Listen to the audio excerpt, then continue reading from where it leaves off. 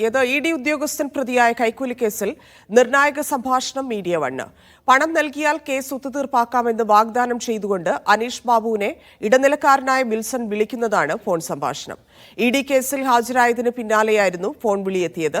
നിലവിലുള്ള അന്വേഷണത്തിൽ നിന്ന് ശ്രദ്ധ തിരിക്കാനാണ് ശ്രമമെന്ന ഇ ഡി ആരോപണത്തെ തള്ളിയ അനീഷ് കൃത്യമായ തെളിവുകളുടെ അടിസ്ഥാനത്തിലാണ് മുന്നോട്ടു പോകുന്നതെന്ന് മീഡിയ വണ്ണോട് പ്രതികരിച്ചു. സാമ്പത്തിക ഇടപാടുമായി ബന്ധപ്പെട്ട് അനീഷ് ബാബുവിനെ എൻഫോഴ്സ്മെന്റ് ഡയറക്ടറേറ്റ് ഉദ്യോഗസ്ഥർ ചോദ്യം ചെയ്യാൻ വിളിച്ചിരുന്നു. ഇതിന് പിന്നാലെയാണ് അനീഷ് ബാബുവിന്റെ അമ്മയുടെ ഫോണിലേക്ക് വിൻസന്റെ ഫോൺ എത്തുന്നത്. ഇ ഡി ഓഫീസിൽ നിന്നാണെന്ന് പറഞ്ഞ വിൻസൻ അനീഷിനോട് സംസാരിക്കണമെന്ന് ആവശ്യപ്പെട്ടു. ഇതിന്റെ അകത്ത് വേറെ പ്രശ്നങ്ങളൊന്നും ഇല്ലല്ലോ സാറേ വരുന്നത്. ഞാൻ അഡ്വക്കേറ്റിനോട് പോലും കാര്യങ്ങൾ ഷെയർ ചെയ്തിട്ടില്ല. ആരോടും ഷെയർ ചെയ്യാണ്ട് വന്നത് ഞാൻ നിങ്ങളോട് പറഞ്ഞല്ലോ. ഇതൊരു പേഴ്സണൽ മീറ്റിംഗ് 10 മിനിറ്റ്സ്. നിങ്ങൾക്ക് അത് കഴിഞ്ഞിട്ട് തീരുമാനം എടുക്കാൻ എന്താ ചെയ്യേണ്ടതെന്ന്. പിന്നെ നോട്ടീസും എല്ലാം തന്ന് ഇങ്ങനെ വല്ലതും തരാനാണോ? എനിക്ക് അമ്മക്ക് അറിയത്തില്ല ഇതിനെ പറ്റി വലിയ കാര്യങ്ങളൊന്നും. ഒന്നുമില്ല, അങ്ങനെയൊന്നുമില്ല. ഓക്കെ, നിങ്ങളെ ട്രാപ്പിലാക്കിയ പ്രശ്നങ്ങളൊന്നും. പിന്നീട് നേരിൽ കണ്ടപ്പോൾ ഇടനിലക്കാരനാണെന്നും 2 കോടി രൂപ നൽകിയാൽ കേസ് ഒതുക്കി തീർക്കാമെന്നും വിൽസൺ വാഗ്ദാനം ചെയ്തു.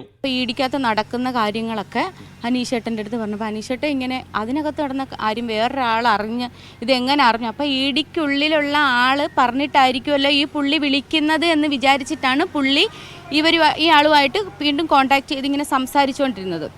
അനീഷിനെതിരെ ക്രൈംബ്രാഞ്ച് രജിസ്റ്റർ ചെയ്ത കേസിന്റെ അടിസ്ഥാനത്തിലാണ് തുടർ നടപടി സ്വീകരിച്ചതെന്നായിരുന്നു ഇ ഡിയുടെ വിശദീകരണം. എന്നാൽ ക്രൈംബ്രാഞ്ച് കേസ് എന്തായെന്ന് അനീഷ് ചോദിക്കുന്നു.